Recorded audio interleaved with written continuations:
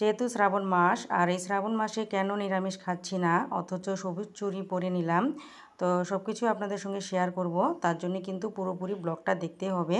কিন্তু তার আগে ইন্ট্রোটা দিয়ে নিচ্ছি। তো হ্যালো এভরিওয়ান, গুড মর্নিং। সবাই কেমন আছেন? আশা করছি ভালোই আছেন। তো আমিও ভালো আছি। তো প্রতিদিনের মতো চলে আসলাম নতুন একটা ব্লগ নিয়ে।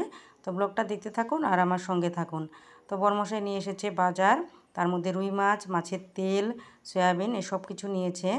আর নিয়েছে ছোট বেগুন। তো আমি মাছের তেলটা বানাবো বেগুন দিয়ে, আর রুই মাছটা বানাবো ঝিঙে আলু দিয়ে, আর সয়াবিনটা ভাজা করব।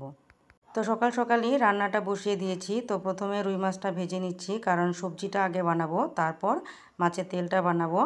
তো ভাবলাম যে ঝিঙে আলু দিয়ে একটু পাতলা করে ঝোল বানাই, আর মানে সয়াবিনটা ভাজা করি, কারণ আমার ভাস্তি আসছে। তো ভাস্তি আবার মাছ খায় না, সয়াবিন খাবে, সয়াবিন ভাজা। আজ কিন্তু আমি আগে থেকেই সব কিছু প্রিপারেশন করে নিয়েছি, শুধু রান্নাটা করা। আর প্রিপারেশন থাকলে রান্নাটা কিন্তু খুবই তাড়াতাড়ি হয়ে যায়। তো দেখতেই পাচ্ছেন মাছটা আমি লাল লাল করে ভেজে নিলাম। তো এবার এই যে পেঁয়াজ লঙ্কাটা একটু ভাজা ভাজা করে নিচ্ছি। তো রান্নাটা আমি হালকা পাতলা বানাবো, একদম সিম্পলভাবে। তো এই যে দিয়ে দিলাম সবজিটা, আর নুন, হলুদ, কাশ্মীরি লঙ্কার গুঁড়ো, জিরের গুঁড়ো এসব দিয়ে একটু ভাজা ভাজা করে নিয়ে জলটা দিয়ে দিব। তো একদমই মানে পাতলা পাতলা করব। দেখতে পাচ্ছেন খুব ভালো করে কষিয়ে নিচ্ছি। তো আমি রান্না সবসময় হালকা পাতলা করেই করি, মানে বেশি মশলাপাতি দিই না। পিসি, কি পিসি গো? তোর পিসির নাম কি? ও, তুমি কার বাড়িতে আসছো? আমার বাড়ি। তুমি কই থাকো?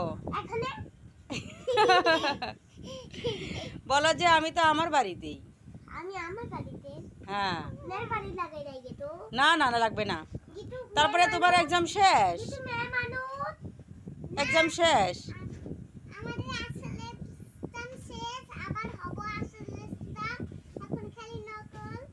এখন খালি নকল। এই তো পড়ে গেল যে সব, উঠাও।